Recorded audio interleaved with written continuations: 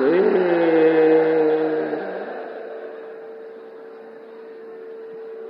सीता मैया,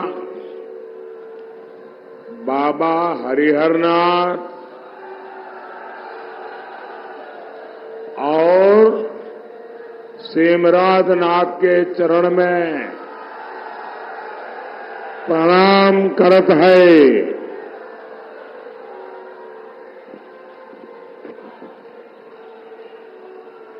आज सीता नवमी के पावन दिन मुझे मां सीता की तीर्थ भूमि पर आने का सौभाग्य मिला है। मैं सीता मैया, बाबा हरिहरनाथ और सेमराज नाथ के चरणों में श्रद्धापूर्वक प्रणाम करता हूं। साथियों, मैं काशी वाला हूं।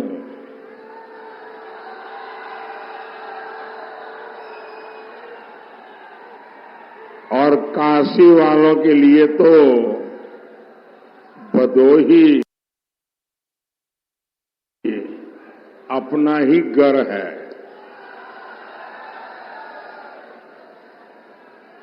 मुझे पक्का विश्वास है कि अगर मैं आपसे कुछ भी न मांगू तो भी आप वोट देकर के भारी बहुमत के साथ यहां से कमल दिल्ली भेजने वाले हैं। लेकिन मैं आज आपके पास आया हूं आपके आशीर्वाद मांगने के लिए।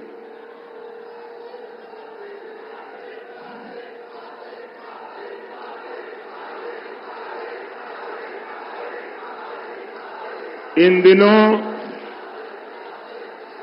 दुनिया भर के अखबार वाले, टीवी वाले, कैमरा वाले हिंदुस्तान में चारों तरफ इस चुनाव का जायजा ले रहे हैं। लेकिन वो हैरान हो जाते हैं कि इतनी गर्मी और लोकतंत्र के प्रति इतना अद्भुत प्यार उनके दिमाग में ही नहीं बैठता है। गर्मी के मौसम में आपका ये उत्साह बता रहा है। फिर एक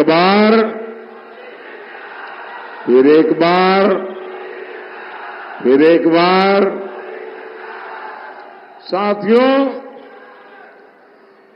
भदोही के चुनाव की चर्चा आज पूरे प्रदेश में हो रही है। लोग पूछ रहे हैं भदोही में ये टीएमसी कहां से आ गई?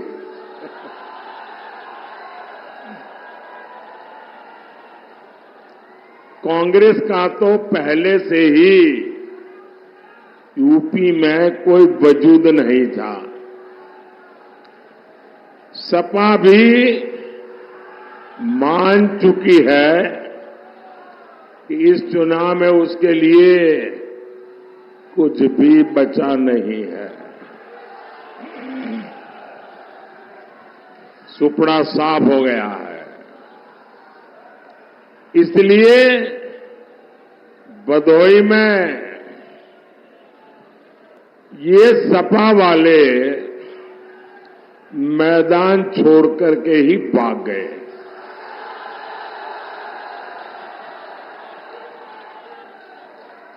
साथियों, भदोही में सपा कांग्रेस के लिए जमानत बचाना भी मुश्किल हो गया। इसलिए ये बदोई में सियासी प्रयोग कर रहे हैं। आप जानते हैं इनका ये प्रयोग क्या है? ये यूपी में बंगाल की टीएमसी राजनीति का ट्रायल करना चाहते हैं। आप जानते हैं टीएमसी बंगाल में कैसी राजनीति करती है? न्यूज में, टीवी पर आपने जरूर देखा होगा। टीएमसी राजनीति यानी तुष्टीकरण का जहरीला तीर।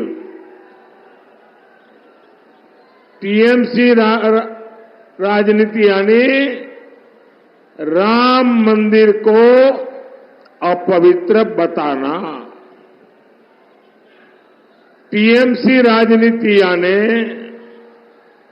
राम नवमी मनाने पर प्रतिबंध लगाना। टीएमसी राजनीति यानी बांग्लादेशी घुसपैठियों को संरक्षण देना। टीएमसी राजनीति यानी राजनीति की मुख्य धारा वोट जिहाद के अलावा कुछ नहीं। टीएमसी राजनीति यानी हिंदुओं की हत्या, दलितों, आदिवासियों का उत्पीड़न। टीएमसी राजनीति यानी महिलाओं पर अत्याचार। मनीष शुक्ला जैसे कितने बीजेपी नेताओं की वहां हत्या हो गई और वहां टीएमसी के विधायक आपको पता है क्या क्या बोलते हैं? टीएमसी के विधायक कहते हैं कि हिंदुओं को गंगा में डुबोकर मार देंगे।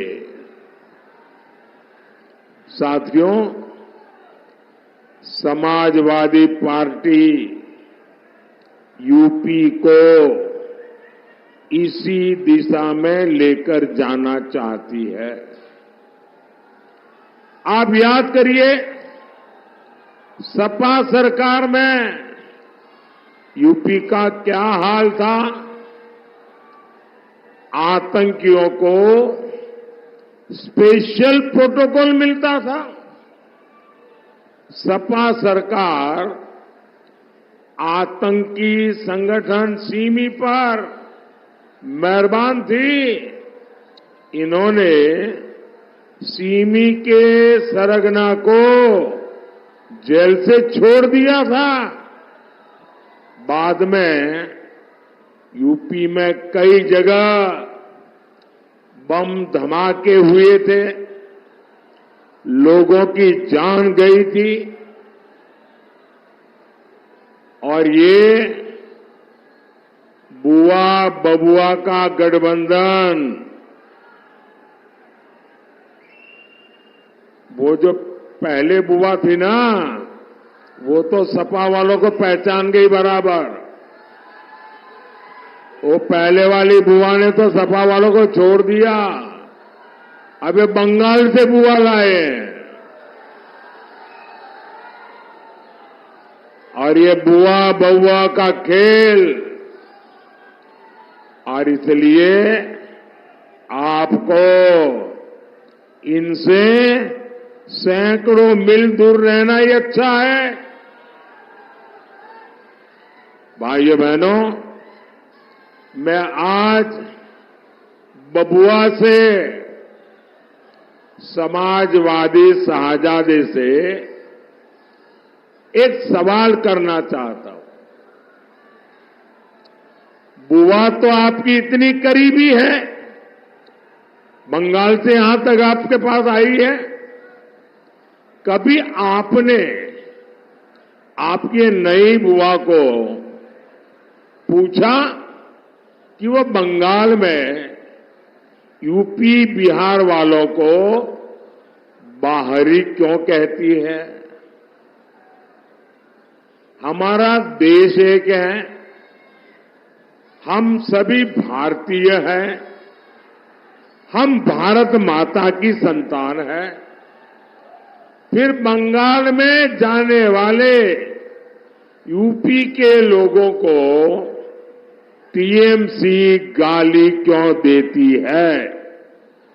जरा बबुआ अपनी बुआ को जरा पूछ तो लो। और गाली देने के बाद यहां यूपी में आकर यूपी से ही वोट भी मांगती है। यूपी के लोगों को टीएमसी सपा ने क्या समझ रखा है। साथियों, टीएमसी सपा का वो कौन सी चीज है इनको जोड़ती है। तो उनको जोड़ने वाली एक ही चीज है, वो है तुष्टीकरण। तुष्टीकरण के ये ठेकेदार भारत की पहचान बदलना चाहते हैं। ये वही लोग हैं जो कोर्ट में भगवान राम को काल्पनिक बताते थे। इनके समय में अयोध्या की सड़कों और घाटों की क्या दशा हुआ करती थी। बनारस में घाटों और गलियों की क्या दशा होती थी। मुझे बताइए, ये दुर्दशा देख करके आपको पीड़ा होती थी कि नहीं होती थी। जरा पूरी ताकत से बताइए, आपको पीड़ा होती थी कि नहीं होती थी। क्या सपा वाले, कांग्रेस वाले, टीएमसी वाले क्या कभी भी मंदिर बनने देते क्या? मंदिर बनने देते क्या? आज भव्य राम मंदिर हमारी आंखों के सामने है।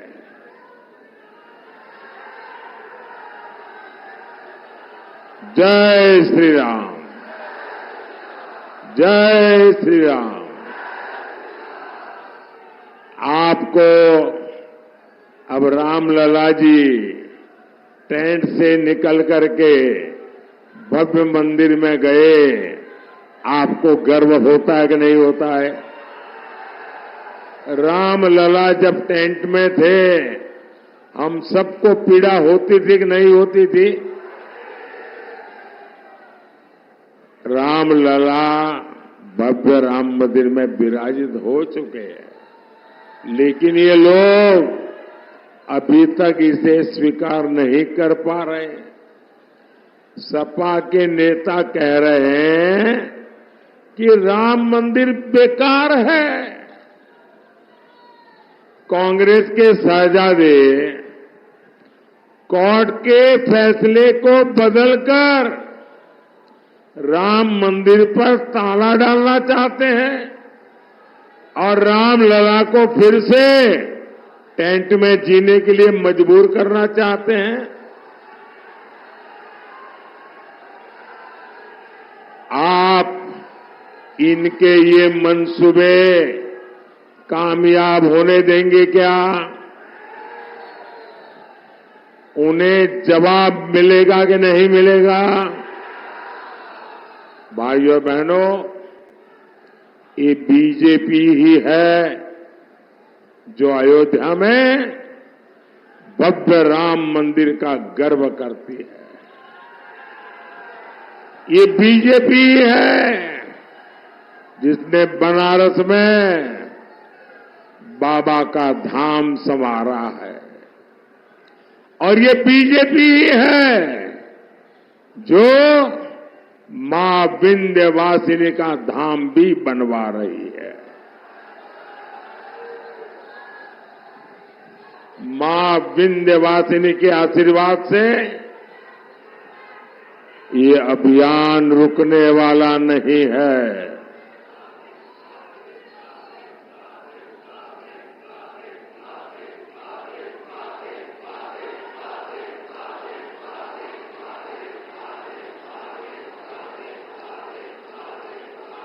साथियों, बीजेपी ने दिन रात मेहनत करके यूपी की छवि बदली है। आज यूपी की पहचान एक्सप्रेस वे से हो रही है। यूपी में 6 एक्सप्रेस वे हैं, 5 नए और एक्सप्रेस वे बन रहे हैं। यहां भदोही में ही आप देखिए, बनारस से हंडिया तक 6 लेन बन चुका है। भदोही रिंग रोड फेज 2 का काम भी हो रहा है। मछली शहर से बनारस तक नेशनल हाईवे का काम हो रहा है। 2017 तक यूपी में केवल 7 एयरपोर्ट थे। आज यूपी में 17 एयरपोर्ट है, 17। और 3 एयरपोर्ट और बन रहे हैं। बनारस से देश विदेश के लिए इतनी फ्लाइट उड़ने लगी है। हमारे भदोही में रेलवे लाइंस भी अब डबल हो गई है।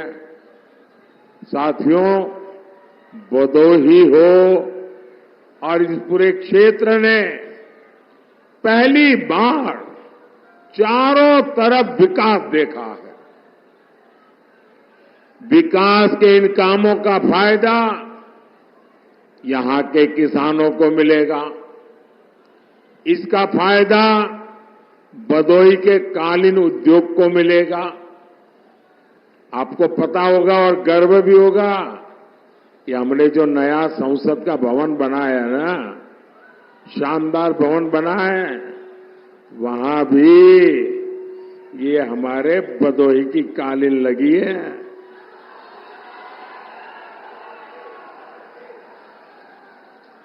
भदोही की कालीन को 1 डिस्ट्रिक्ट 1 प्रोडक्ट ओडीओपी 1 वाली पुलिस में ऊपर रखा गया है। भाइयों बहनों, बीजेपी सरकार में 1 डिस्ट्रिक्ट 1 प्रोडक्ट योजना बहुत तेज गति से आगे बढ़ रही है।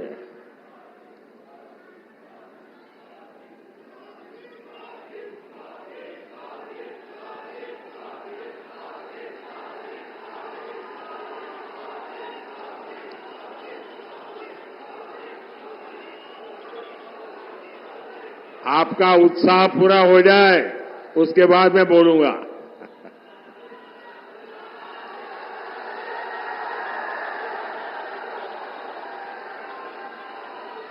साथियों, मैं सच में कहता हूं, जब रात को बिस्तर पे जाता हूं ना,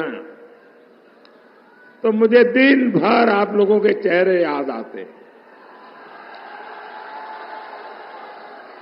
जो दिन भर मैंने देखा है, और रात में एक के बाद एक घटना मेरे सामने, और मैं देखता हूं कितना प्यार, कितने आशीर्वाद, अबाल वृद्ध सभी, बच्चे, बूढ़े, माताएं, बहनें, भाइयों बहनों, ये ईश्वर कृपा के बिना संभव नहीं है। इतना प्यार, इतने आशीर्वाद मां विंध्यवासिनी की कृपा के बिना कैसे हो सकता है भाइयों। तो भाइयों, मैं कह रहा था कि हम vocal for local, one district one product, उस पर जी जान से जुटे हैं। सपा सरकार में क्या था? सपा सरकार में वन डिस्ट्रिक्ट वन माफिया,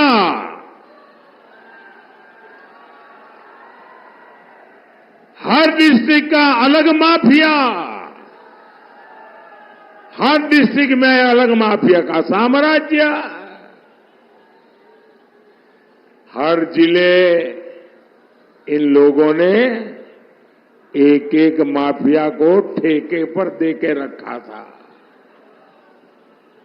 यहां व्यापारी सुरक्षित नहीं था, बहन बेटियां सुरक्षित नहीं थी, युवाओं का कोई भविष्य नहीं होता था।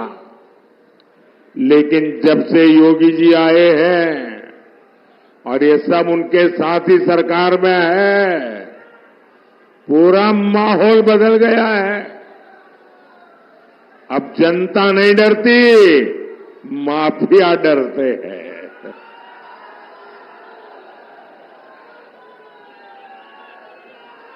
साथियों, सपा कांग्रेस जात पात के नाम पर गांव, गरीब, मजदूर, किसान का वोट लूट लेते थे। फायदा किसको होता था? ये जो वोट उठा करके ले जाते थे ना, मुट्ठी भर उन परिवारों को फायदा होता था। उनकी कोठियां बन गई, बड़े बड़े महल बन गए। उन्होंने किसी गरीब का मकान कभी नहीं बनाया, कभी किसान को कोई फायदा नहीं मिला। हमारी माताओं बहनों की चिंता पहले किसी सरकार ने की है क्या? गरीब की चिंता, गरीब का बेटा जब प्रधान सेवक बना, मेरे लिए सबसे बड़ा काम है गरीब को गरीबी से बाहर निकालना।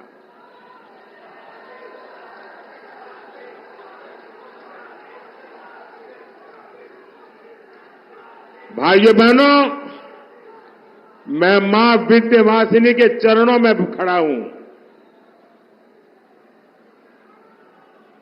और मां विंध्यवासिनी की भूमि है, पवित्र भूमि है। और उस पवित्र भूमि से कह रहा हूं, ये मोदी है जिसने अभी भी खुद का कोई घर नहीं बनाया है, खुद की रहने की अपनी कोई जगह नहीं है। चार दीवारें की भी मेरे नाम पे नहीं है, मेरे पास नहीं है। मैंने अपना घर तो नहीं बनाया, लेकिन गरीब मां का बेटा हूं ना, मैंने 4 करोड़ गरीब परिवारों के लिए घर बनाए।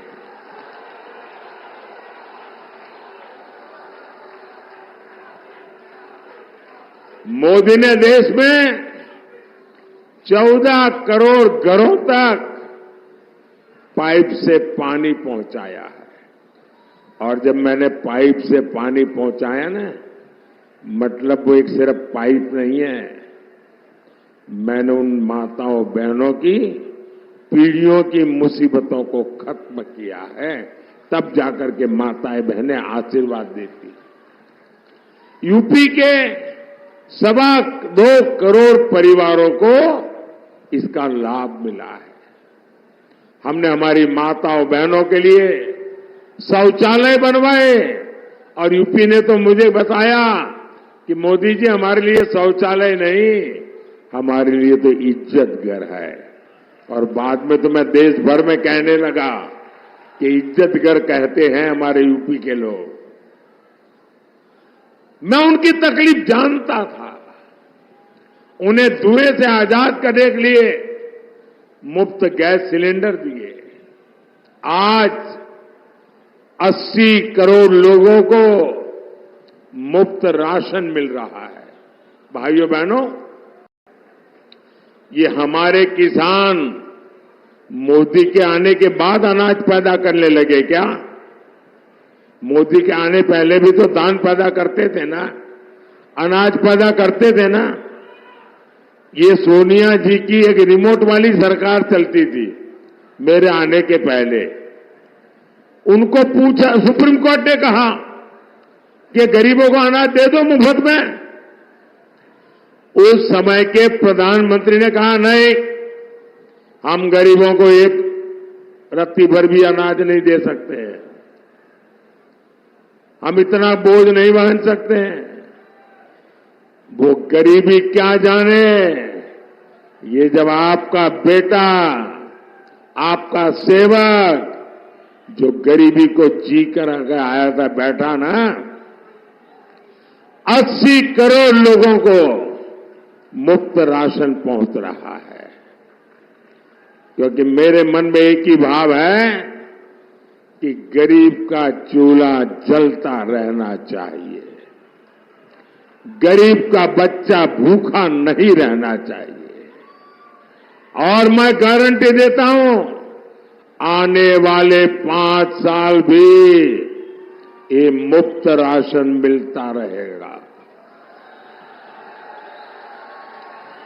यूपी में 2.5 करोड़ से ज्यादा किसानों को किसान सम्मान निधि के 70,000 करोड़ रुपए मिल चुके हैं। 70,000 करोड़ रुपए। मोदी के काम क्या है ये आप सब जानते हैं ना। और इसलिए मैं काम गिनाने नहीं आया हूं, अगले 5 वर्षों में और क्या होगा उसकी मैं आपको गारंटी देने आया हूं।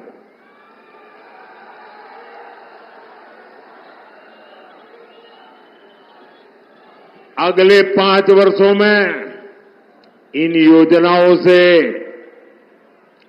एक भी गरीब छूटेगा नहीं। और आप मेरा एक काम करेंगे। क्यों चुप हो गए? अभी तो बहुत नारेबाजी कर रहे थे। मेरा एक काम करेंगे, जरा हाथ ऊपर करके बताइए, करेंगे?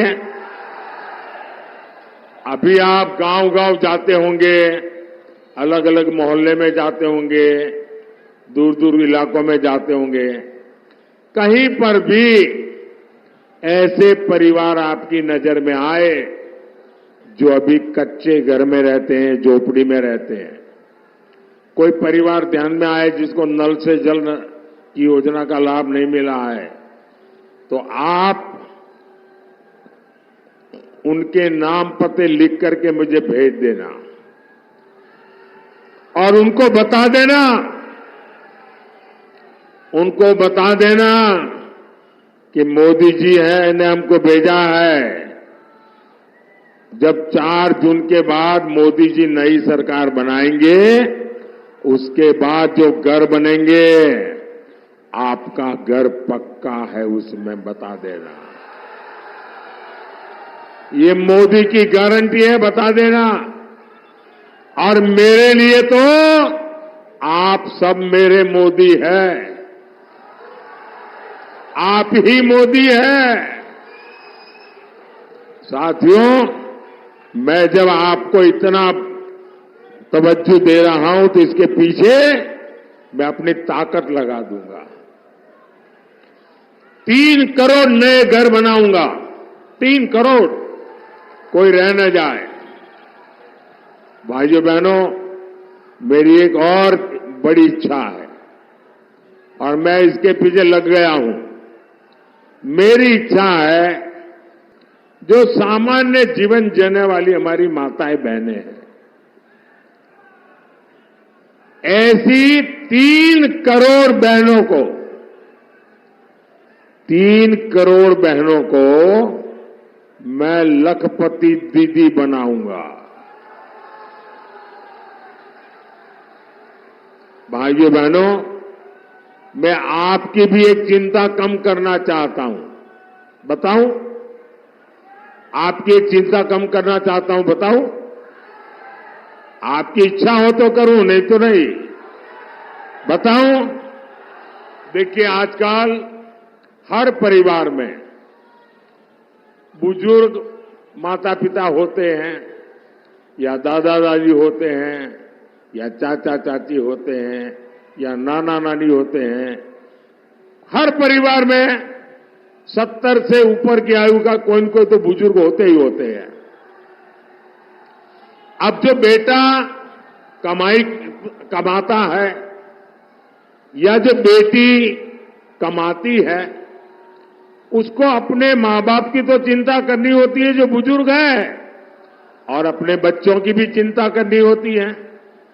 और उसमें भी बुजुर्ग को 70 साल के बाद छोटी मोटी बीमारी तो आ ही जाती है, लेकिन मानो कोई बड़ी बीमारी आ गई तो वो बेटे बेटी जो कितनी मेहनत करे, न बच्चे संभाल पाते हैं, न माता पिता की सेवा कर पाते हैं। तो मैंने एक काम तय किया है, आपका बोझ कम करना।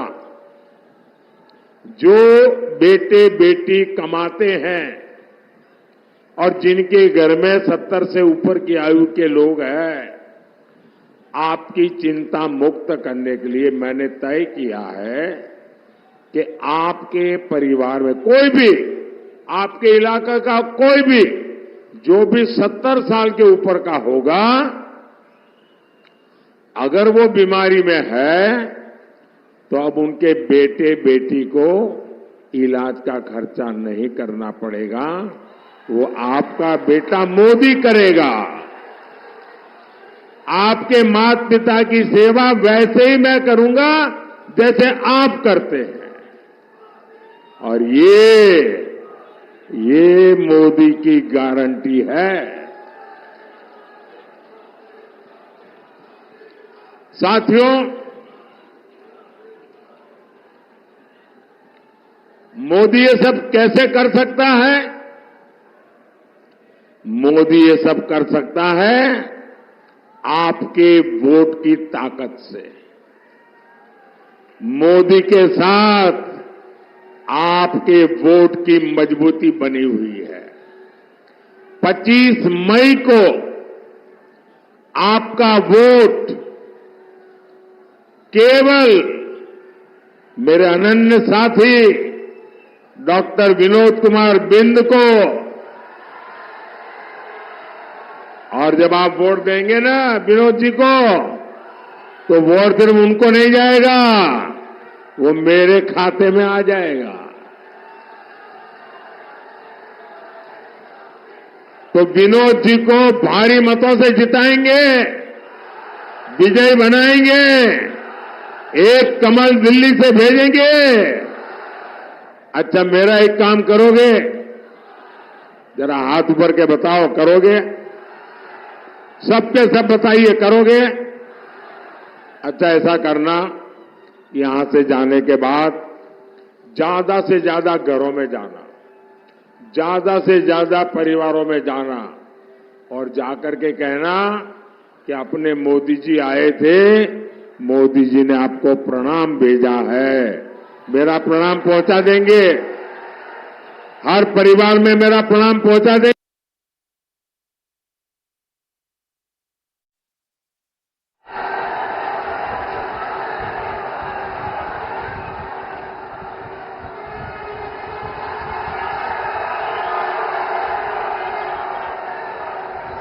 को आप सुन रहे थे। पूर्वांचल से हुंकार भरी प्रधानमंत्री मोदी ने और एक एक करके आईएनडीआईए गठबंधन पर प्रहार किए।